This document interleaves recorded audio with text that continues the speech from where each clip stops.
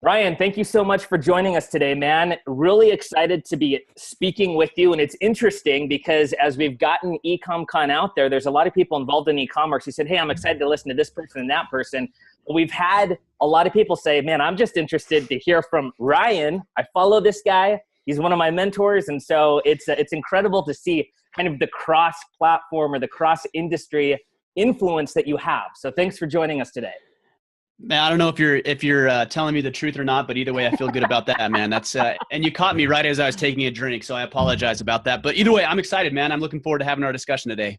Awesome. So for those of you that maybe don't follow Ryan yet, you created this digital community called Order of Man, where you talk about and you show by example what men in today's day and age really should be. And before we get into that, I've got questions as well, with sons of my own. But before we jump into that, what's your story? And really the story of the struggle, not just the success at the end. How did you become who you are today and create what you've created, this incredible digital community? Man, I could go on all day about that because at the end of the day, I mean, you say not the end where you're a success. I don't really feel like I'm there yet, quite honestly. Like I feel like I'm on that journey. I feel like I have a path to run on. Will I always be on that path? I don't know. I can't tell you truthfully that I will. But I think I have a few things that have been cleared before me and that I've understood and learned. But if we were to go back, it really started when I was little. My dad was out of the picture by the time I was 3 years old. I had a couple other father figures come into my life who were less than great examples of what it meant to be a man. And I really struggled. I struggled and floundered for a long time. I remember in high school looking at my friends, these guys with their dads and going on campouts and playing baseball together, that American dream that we see, right? Yeah. And I didn't have that. And that was the first realization. I'm like, man, maybe something's off for me. Fortunately, my mom always had enough insight and an idea or whatever you want to call it to keep me involved with competitive sports. So I learned from the guys that I was playing with. I learned from some great coaches. But man, this really came to a head about 4 years or so into my marriage. My wife and I got into an argument one evening. I can't remember what the argument was about, but I blew up and I ended up telling her I didn't even want to be married anymore. To which she responded in kind, and the next morning she was gone, and she took my 6-month-old son with me. And long story short, for a long time, I really blamed her. How could she do this? Why was she disloyal? Why was she doing this to me? Why didn't she appreciate what I was doing? Why wasn't she doing the things that a good woman or a good wife should do? I told myself all of this stuff. And I don't remember why this changed for me, but I came to the sobering and liberating reality that, maybe it's not all her fault. Maybe I've got something to do with this. And for a long time, I was putting a lot of the blame and the responsibility on her. And what I was doing when I did that is I simultaneously, when I was blaming her and coming up with excuses, gave away all the power I had to do anything about it. And when I came to this thought and this realization that maybe I'm responsible, or at least to some degree responsible for the demise of our relationship, as difficult and dark a time that was and a thought that was for me, it was empowering. Because for the first time, I thought to myself, okay, if it's me, then I actually have the power to do something about it. And to fast forward now with Order of Man, we've been running the business for about 2.5 years, is I'm sharing some of the same lessons that I learned through the separation with my wife and the ultimate responsibility and power that we have as men specifically. And of course, women have this power as well, but I'm talking specifically to men, is this sovereignty, this ability to own and control our own lives and create our own fate. And so that's what I've been doing for the past 2.5 years. I will tell you and follow up with this, that my wife and I, through what I learned about myself and taking control and responsibility of myself, was able to salvage our marriage. We've been married 13 years this year. We've got 4 kids, and it's a testament to the power of change. It's a testament to the power of taking responsibility for your own actions and stop blaming and shifting responsibility onto everybody and everything else. That's awesome, man. One of the, as you say, sovereignty, one of my favorite books is The War of Art. And he talks about maintain sovereignty over the moment. And that's like a phrase that I always repeat to myself, because I think it's easy, especially as a young man, to lose all sovereignty of the moment and only react. Of course. Not step back. We do this all the time, man. Yeah, we do this all the time. We come up with excuses and we shift blame, and we blame the economy, or we blame the president, or we blame other people. And we never turn that blaming mirror around and say, no, it's you. And as I started to do this, what was really interesting is a lot of people would say to me, well, she had a part to play. Of course. I'm not suggesting she didn't. But what I'm saying is that there's nothing that I can do about her or anybody else. All that I can focus on is what I'm doing. And as a human being, when you focus on yourself, what that does is that creates influence. And influence is the requirement or the ingredient needed in order to affect change in other people and basically grow to, what you want to grow to and create this tribe of people that we're trying to build. So personally, you created this influence within yourself and you started to walk down the path.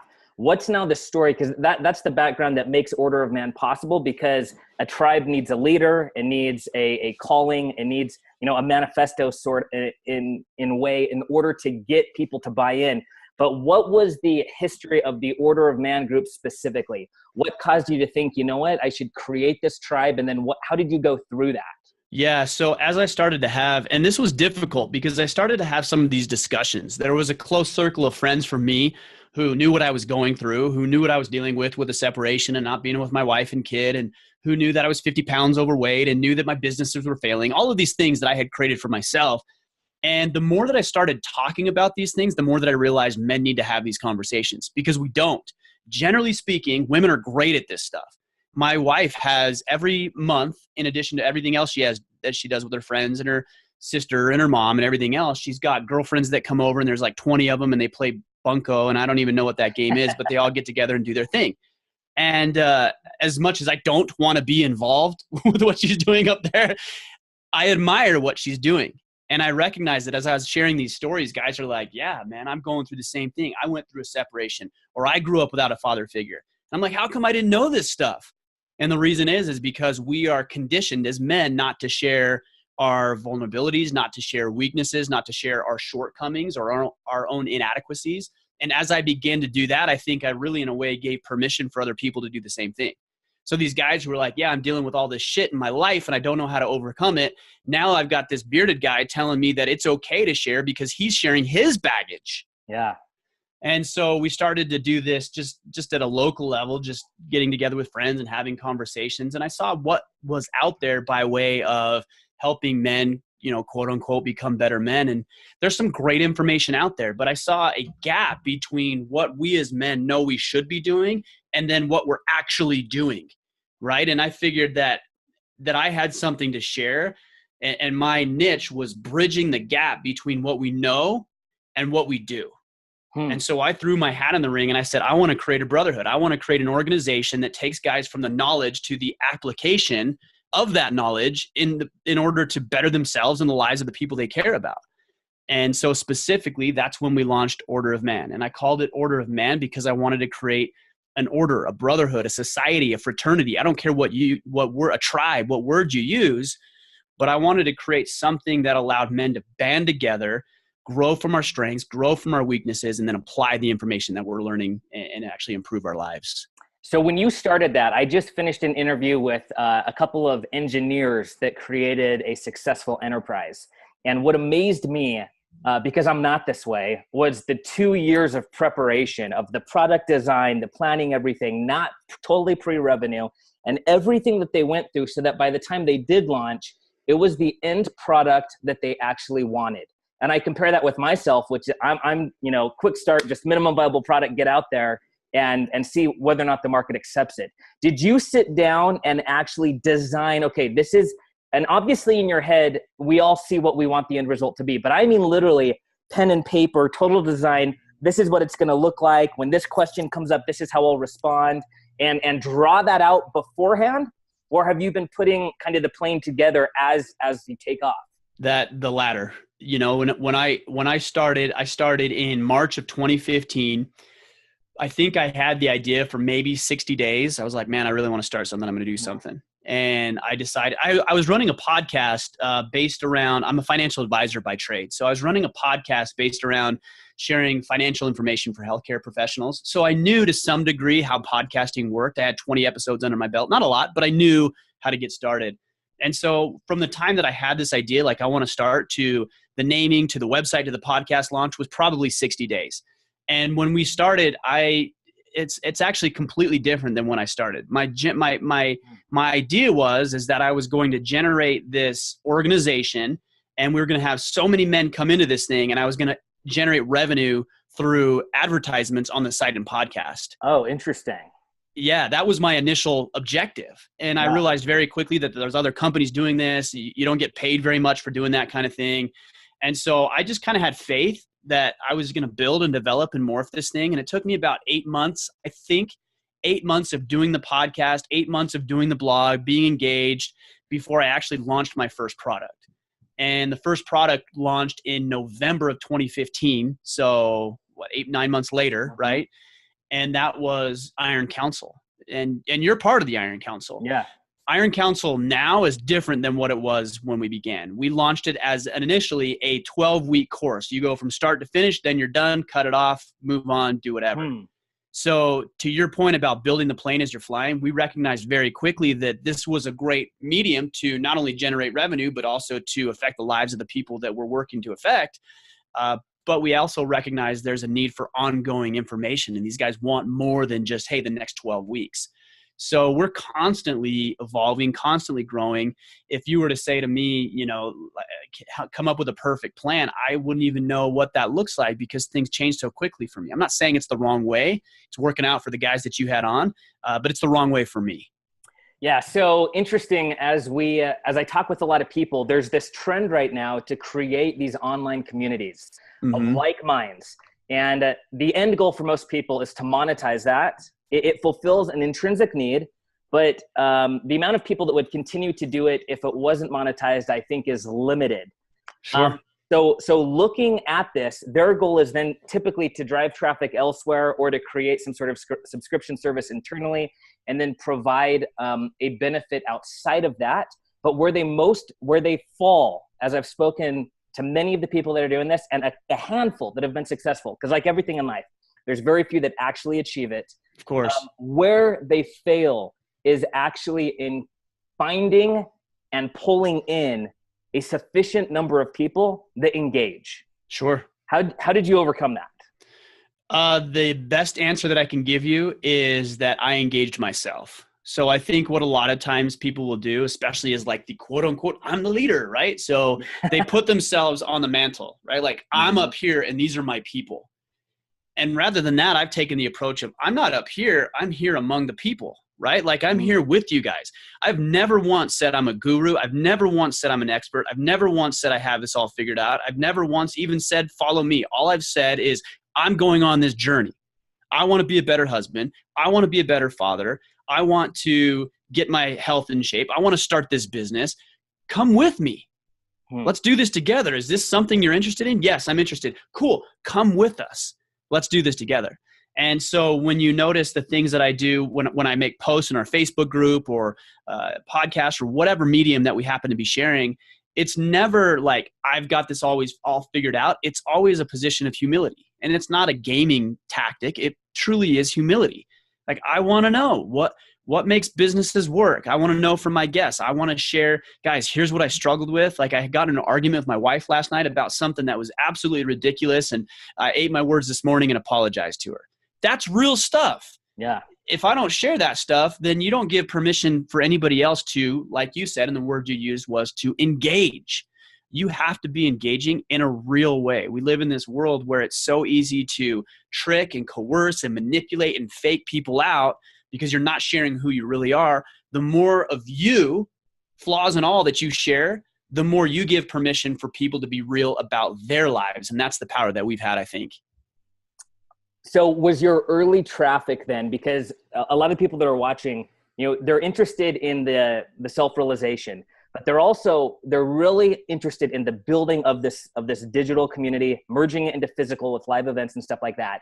Was your early traffic due to the quality of the podcasts that you did? Were you running Facebook ads? Like, how did you find your seed group of people? It was not Facebook ads. It was primarily through the podcast.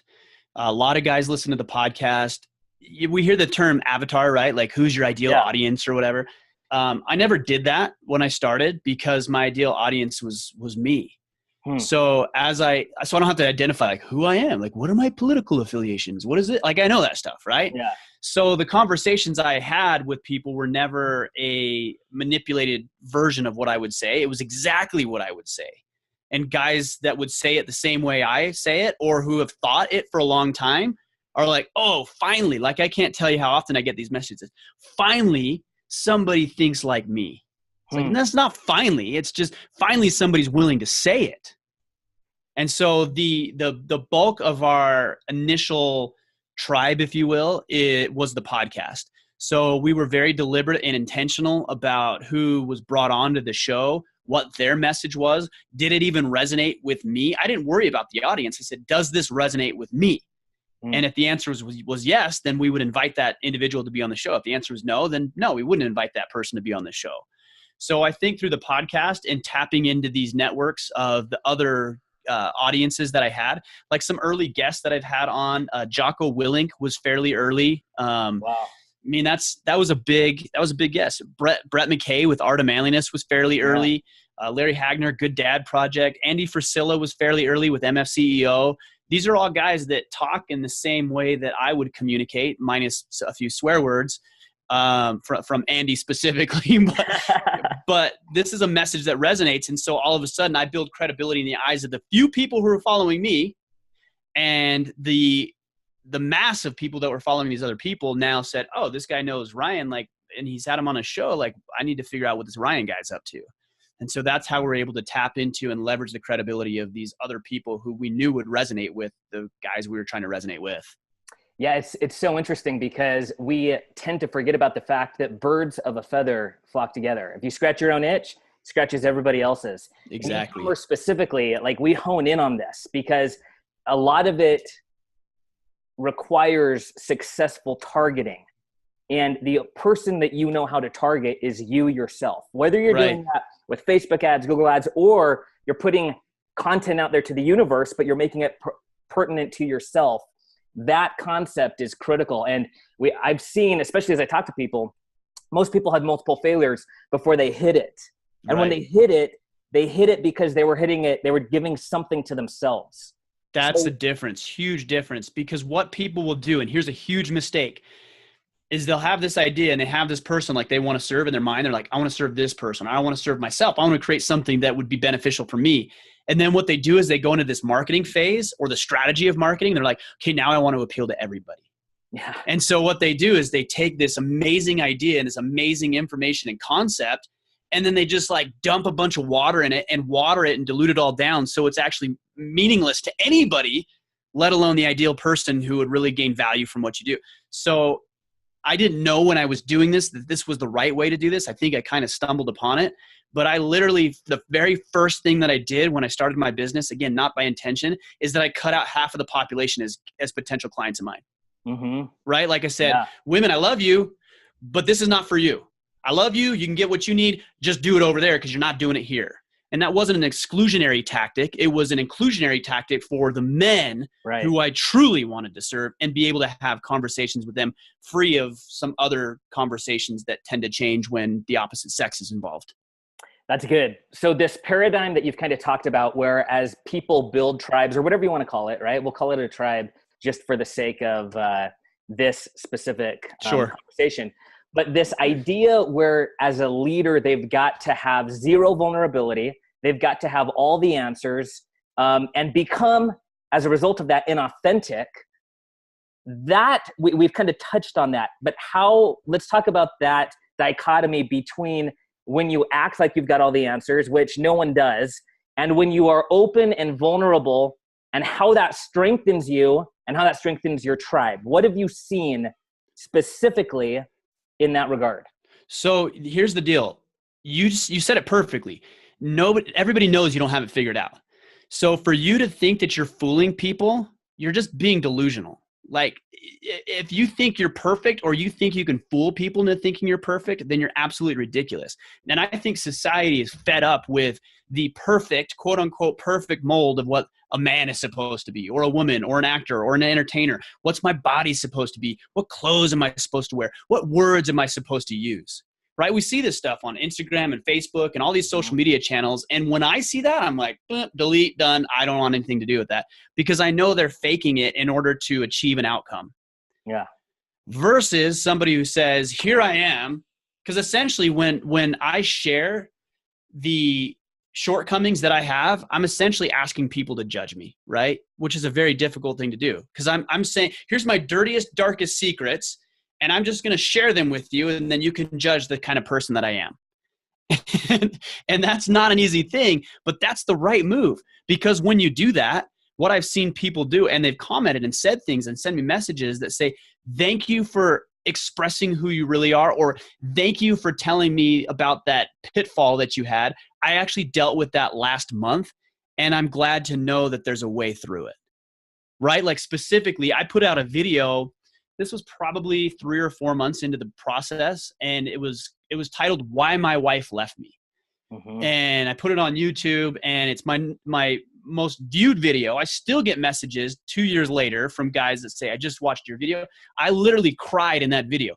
But men aren't supposed to cry, right? And yet all of these guys came in and they've seen that video, and that's the reason they know me, is because they've seen this bearded guy who's not supposed to cry, and yet here he is crying, talking about why his wife left me and how miserable and dark it was. And all these guys are experiencing the exact same thing, but nobody's telling them that stuff.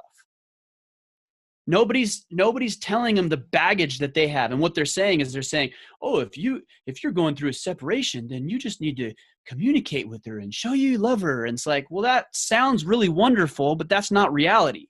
The reality is that it was the darkest time of my life. I was crying. I found myself alone, crying in my 6-month-old son's bedroom. It was miserable for me. Oh. And it's miserable for anybody who's ever been through a separation or divorce. So now what I've done, to your point, is I've put myself on the same side of the table as my audience. Not against, not opposed, not opposite. Yeah. And think about this. Notorious financial planners and attorneys and CPAs are notorious for this. You walk into their office and they've got the mahogany desk and everything's perfect and it's the way it's supposed to be, right? And then the guy goes behind his desk and he sits on this magnificent throne that's higher than the potential client's chairs. And you kind of feel like you're this kid, like, oh, please tell me what I need to do. People are sick of that. Yeah. I don't want to be on that side of the table. I want to be on my client's side of the table. I want to be an advocate for you. I want to be your brother.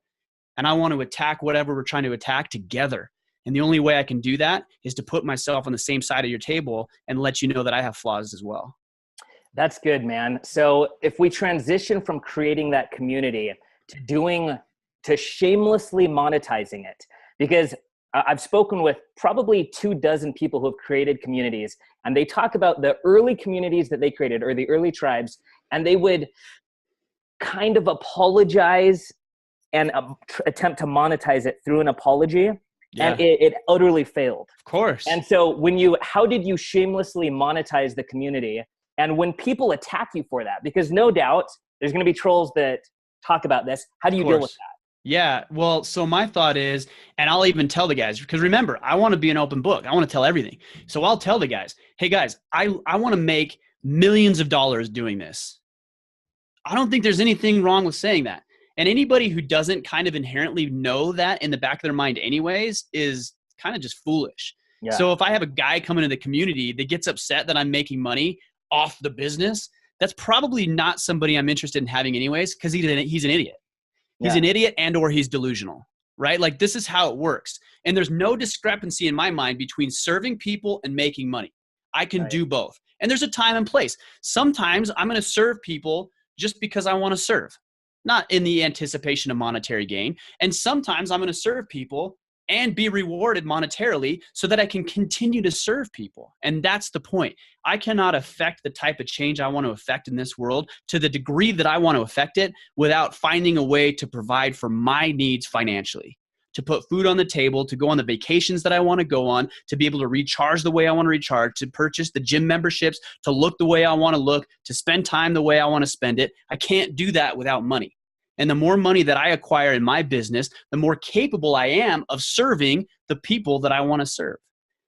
And I can share that with somebody, and the people that get it and the people that I want to be around, are the people who will appreciate that and say, I gladly pull out my wallet to share with you.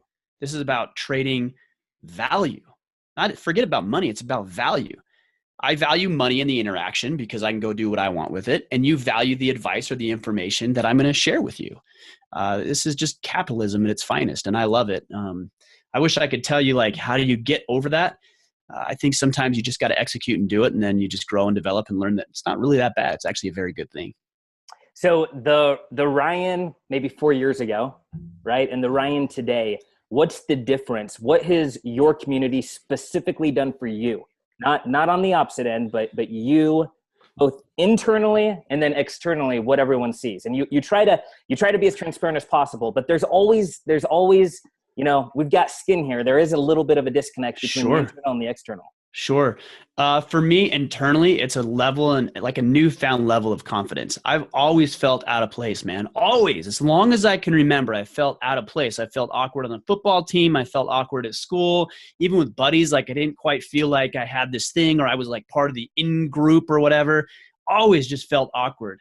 And there's a lot of reasons for that. But I think what I've done here is I've created something that I wanted to be part of. And so I don't feel awkward. Like I feel like this is my place. Like these are my people. Why? Because this is what I've created.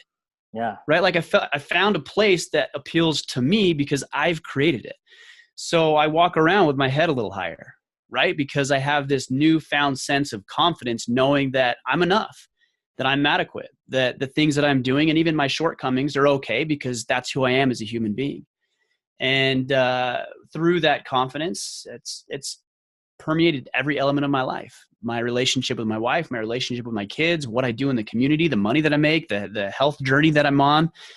There's just so much to be said for confidence. And that confidence comes when you align what you want and what you say you want, and then the actions required to have it. When those things are aligned, that's confidence.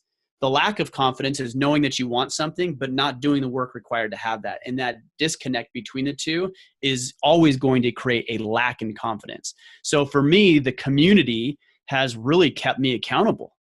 It's kept me accountable to say, here's what I want to do, and here's the actions I'm doing. And because you're holding me accountable and you're watching me, I have to do those things. So a small example is, it was last year, it was about a year ago, I went and participated in a Spartan-A-Gogi.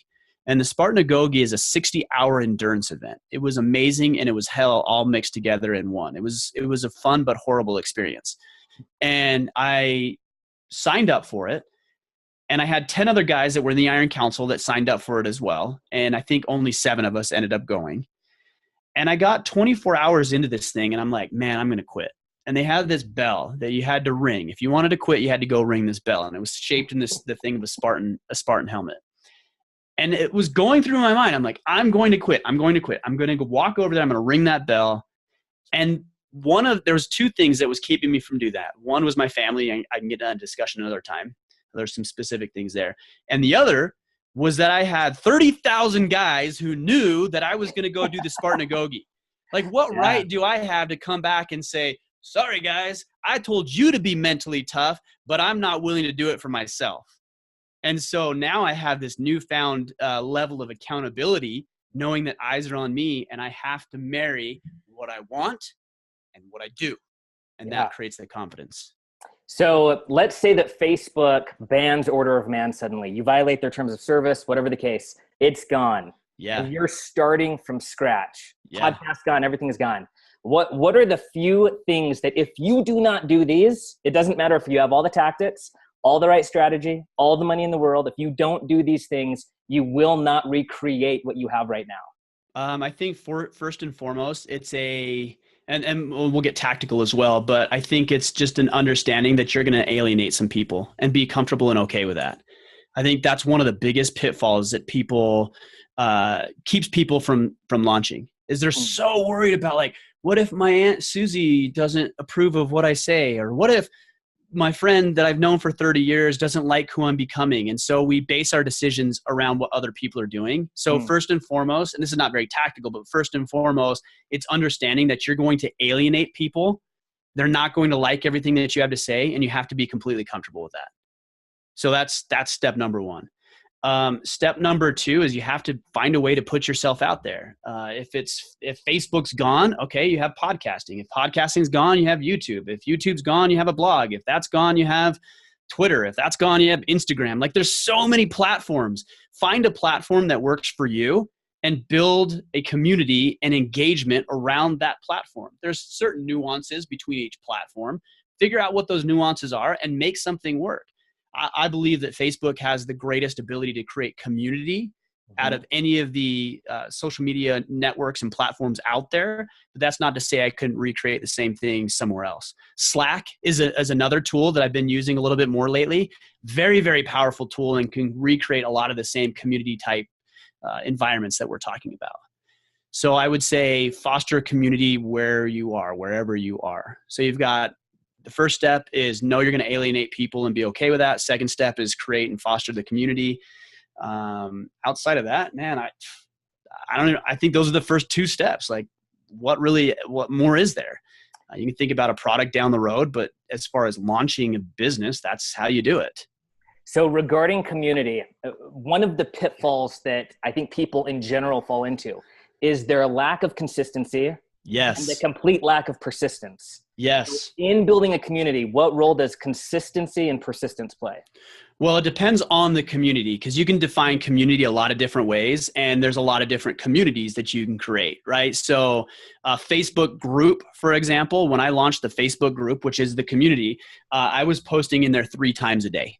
3 times a day for years, 3 times a day. And people are like, well, I posted last week and nobody, of course, nobody saw you. You posted last week and you have your mom and your sister in the group. Like, why do you think anybody, right? Like, nobody's going to come around. Oh, but I've been posting for a month, like a whole month. Congratulations. You've done something for 30 days. So what? Tell me that you did it for 365 days. Tell me you did it for 1,000 days. And then I might be impressed, because that's what it takes.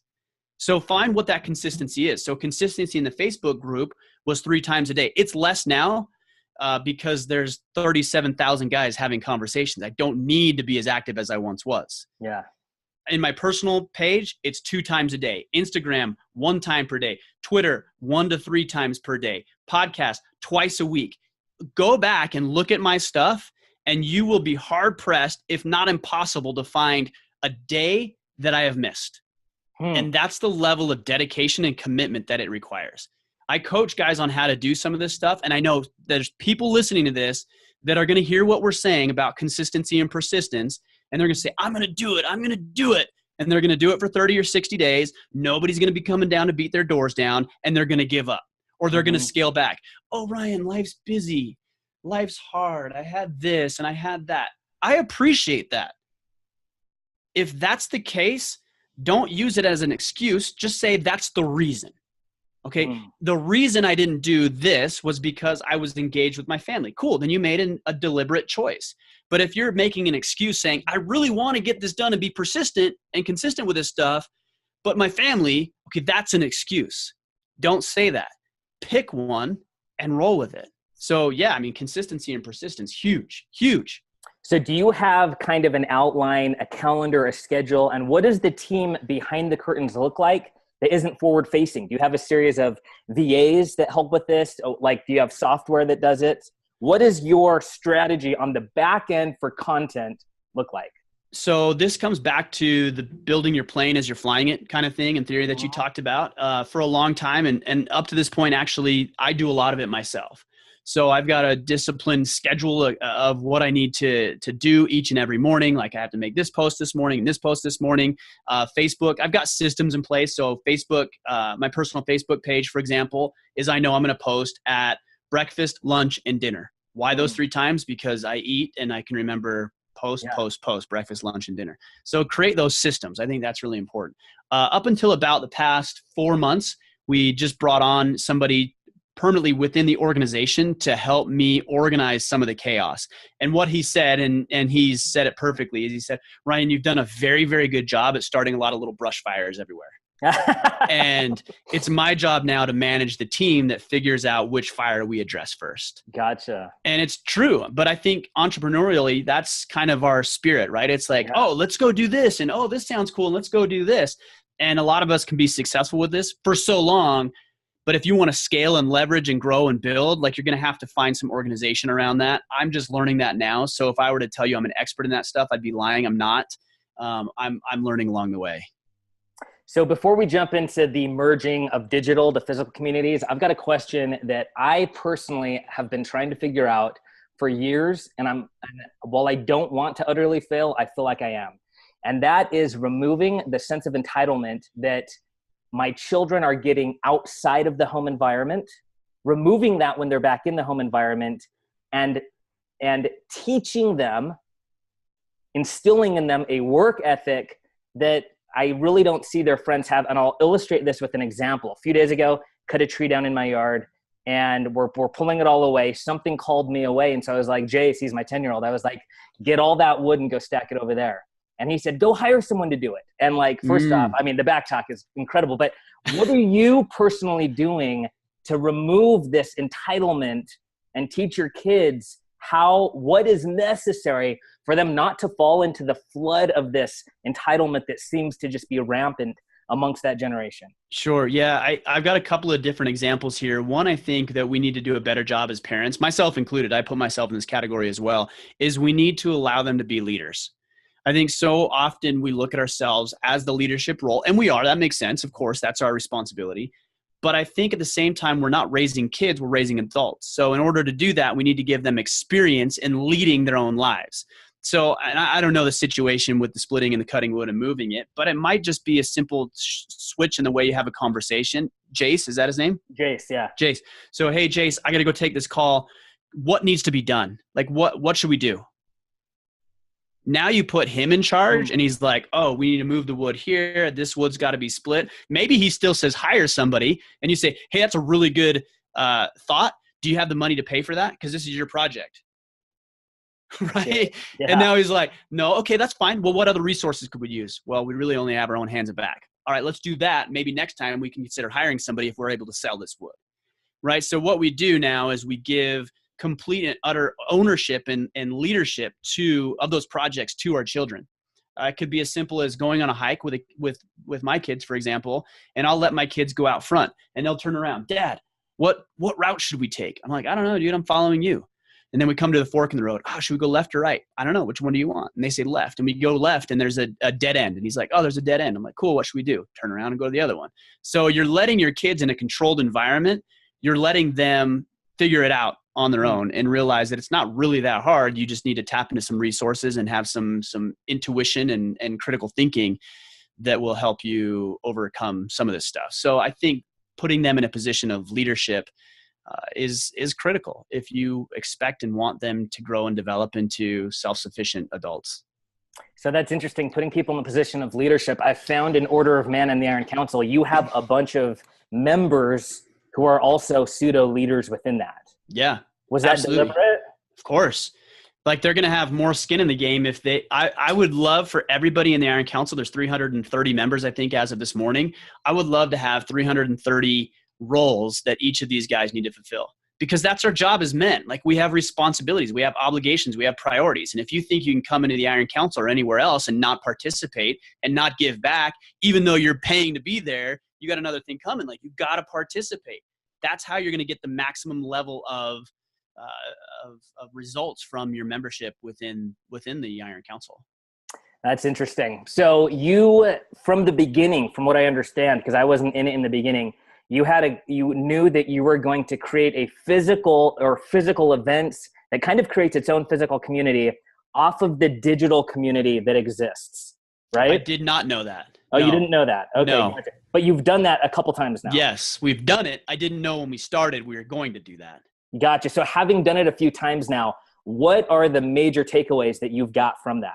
From moving into like the physical realm now? Moving into a physical realm, yeah. So first and foremost, it solidifies the digital connection. So, and I'm just talking specifically with the Iron Council, and that's the paid program, is that when guys come to that, I feel like we can only create brotherhood to a certain extent.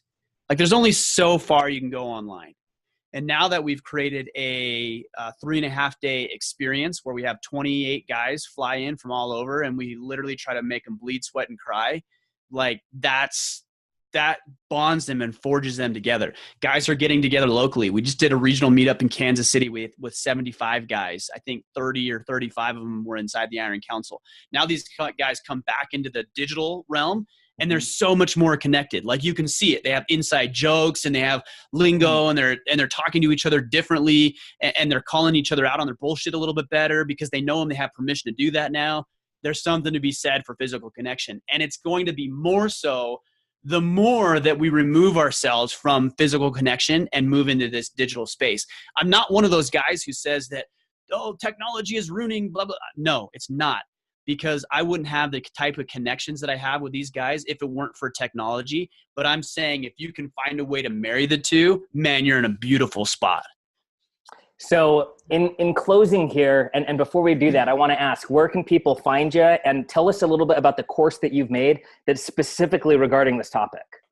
Yeah, so they can find us at orderofman.com. That's our headquarters. So we're there. We've got a Facebook group. We've made it really easy, and that's actually a really important point when it comes to building a tribe. Like, if you can't find a way to make it easy, it's gonna be challenging for you to attract people. So to that end, what we've done is every single social media profile we have is all at Order of Man. Yeah. I wanted to create a name that would be available on all those platforms. I realize it doesn't always exist, but that's just one little small takeaway that might help. Like, look for your social media profiles when you're considering coming up with a name, because I believe that's important. As far as the course that we have, it's called Tribe Builder. So I walk through the specific details of building a tribe, what platforms we use, what technology we use, how to have conversations, how to identify what conversations your audience wants to have, like all the little minutia and the fine details of what we're talking about. That's at orderofman.com/tribe builder. I think we only have like 2 spots left in that right now. Interesting. So what's your strategy then on retention within the Iron Council? And I'll tell you why. Because while I've been in there, I've noticed that your retention seems to be pretty phenomenal. Yeah, it's decent once somebody has stuck around for more than 30 days. So after 30 days, they're pretty vested in it. If they don't make it past the 30 days, the retention is significantly lower than somebody who sticks around for that long. Does that make sense? Yeah, it does. Absolutely. Do you have a strategy in place? Like, do you have tactics designed around getting them through those 30 days? Or is it kind of throw it up on the wall, and if they stick 30, then it'll be longer? It used to be like that. But again, to that point of building the plane as you're flying, one thing that we noticed, we did a survey with the Iron Council guys. And one thing we noticed is that, like, dude, we come into this and we have no idea what the hell is going on. Like, there's so many resources, so many tools. You guys are using jargon and lingo that we're not familiar with. And so it wasn't necessarily a criticism. They're just like, we just want to get on board. Yeah. So what we did is we created a 20-step checklist. So what these guys do when they come into the Iron Council is they have to go through their first and foremost, they're on a transition team. So Team Whiskey, that allows them to come in. They're there with that team for 30 days, walks them through all the lingo, all the jargon. I have somebody else running that, right? I'm not running that. And then they have a 20-step quick start guide. So they can go through those 20 steps. They can go through as fast as they want or as slow as they want. But the idea is that you go through those and you check, okay, I did this, I did this, I did this. Because now when somebody joins, they're like, okay, I know exactly what to do. We didn't have that when we started. And that was a little bit of a misstep on our part, but we fixed it and we corrected it. Outside of that, to your question about retention after the 30 days, you've got to add variety. You have to add variety, because we've got some really good systems in place. But if that's all we ever did, people would get bored of that very quickly. Mm-hmm. So as much as people complain about change, they don't actually in practice believe what they're saying. Like, oh, I hate it when we change. And then they're like, but this is kind of cool. Because they dig around and they explore. Like, we just introduced that Slack team channel. Mm-hmm. And everybody's like, oh, Slack, I hate Slack. And I did it too. Like, I'm not gonna lie, I did it too. I'm like, oh, Slack, like, I don't even know how to use this. And yet here I was, like, dinking around. I'm like, oh, cool, like having these conversations. Oh, I can join that channel. And so now you're adding variety. Yeah, you're mixing things up. You're literally going into a group like this and you're just shaking it. Like, shake it up. And people say, don't do that. You're going to lose people. I don't think that's the case. You're going to engage people when you shake it up, mix it up. And especially in a group like ours, like, we're trying to create discomfort. So if I can create discomfort by shaking it, then I'm going to do it. That's good. So let's conclude with this question then.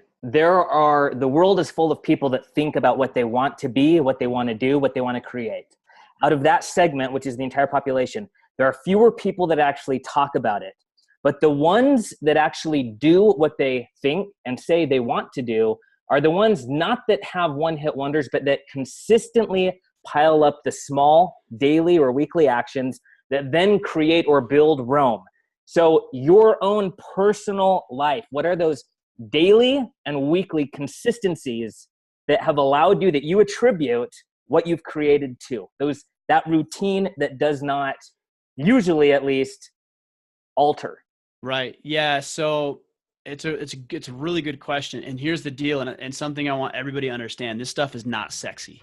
It's not sexy. We can doll it up, right? Like the final product, I can make it look sexy. Mm-hmm. I can make it look like everybody's like, whoa, this is awesome. I want to be part of this. But at the end of the day, the process is not sexy. It's not supposed to be. And the more that we think it is, the bigger disservice that we do to ourselves, because we don't allow ourselves to be in the game long enough. The sexy part for me is the fact that I can be very robotic in my way of doing things and produce a guaranteed result. That's the point. Like, I want to create a system that's so robotic that I know when I turn the system on, it's like, boom, guaranteed result, done. Tribe Builder, great example. I'm like, okay, I've got 20 spots. It's $500. Turn the system on. Funnels are created. Everything's ready to go. Emails are in line, all ready. Turn it on. Boom, $10,000, done and done. Don't need to worry about it. I know that sounds cold because I'm talking about the money side, but for this purpose, that makes sense. Well, everyone here is only interested in that right now. So. Exactly. Yeah. So it makes sense to talk about it from that context. Yeah. That's the point. So what do I do? Personally, I've got a morning routine that doesn't have anything to do with business, but that sets me up on the right foot each and every day. So I wake up at 5:30. I usually read a little bit. I get my morning shake and protein and all that stuff taken care of, do some stretching. I'm into the gym at 6 o'clock. I've got a outlined workout that I'm going to do. I don't go in there with any a lack of understanding of what I'm going to accomplish in the gym, because that's not efficient to me. Mm-hmm. So I've got a program scheduled. Here's what I'm going to do. Boom, boom, boom, boom, boom. Do it.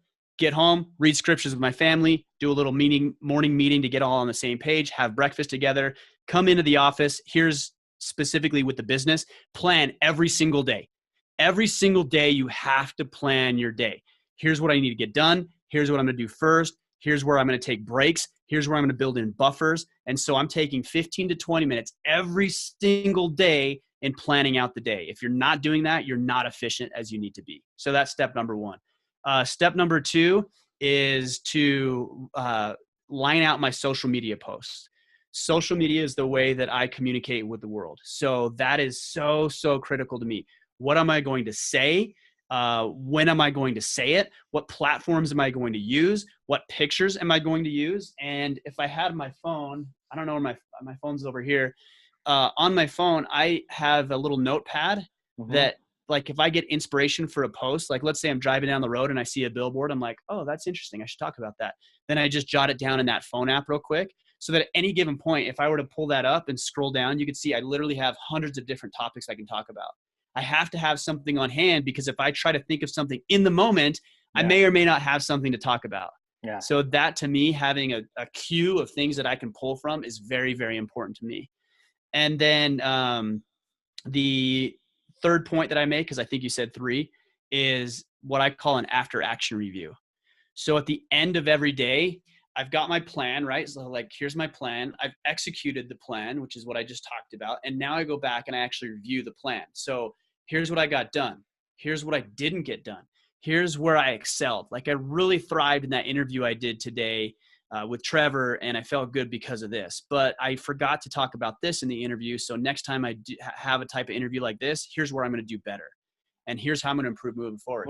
And then what I do is I actually start planning tomorrow, today, so that when I come into the office in the morning, it's kind of already done. I'm just going through and lining it out based on what I need to accomplish. So let's end right here, but let's dispel this reason or excuse that most people have regarding what they have not built. And that's that, well, sure, but that's Ryan. Yeah. How much of this was actually engineered, and how much was it, well, I always wake up at 5:30 and I always go to the gym, and I have since I was born? None of that was. Like, at the end of the day, I had to create something that worked for me. And it's a process of experimentation. Like I'm lazy, right? Like I'm lazy. I'm immediate gratification. I want things now. I would love to just sit at night and eat a bag of chips and salt, like a bag, not some chips, like a bag of chips and salsa. I would love to go upstairs right now and just hang out with my family for the rest of the day. Like I'm not special. Like I've just created some systems. I've seen what some successful people do, and I just have enough mental fortitude to do it. And I think that's the thing that people need is mental fortitude at time. And you just need to bear down and get through it and grind through it and do whatever you can to get it done. You already know what you should be doing. Now just do it. And the most successful people on the planet isn't because they're talented or gorgeous or fabulous or whatever word you want to use. It's because they know how to execute, and they have some mental fortitude, some capacity for mental fortitude to bear down when you need to bear down. And that can be engineered. Of course it can be engineered. The way that you do it is by doing hard things that require mental, it's a muscle, right? So the Spartanagogi that I referenced earlier, that made me mentally tougher because it put me in a position I was uncomfortable being in. Yes, it was physical, but also mental. And I got through it. And now I look back and I'm like, oh, and there was a couple of experiences, and I won't share those for the sake of time, that now I have these tools that I didn't have before that I can draw upon and say, oh, remember when I did that agogi and I wanted to quit and I didn't? Wait, why didn't I quit? Oh, it was because X, Y, and Z. Cool. Can I duplicate X, Y, and Z to keep me from quitting now that I'm starting this product launch? And I can use the same things to do the product launch.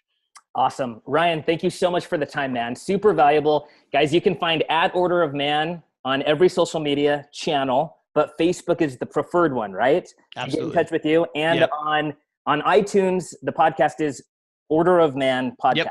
Yep. Very simple.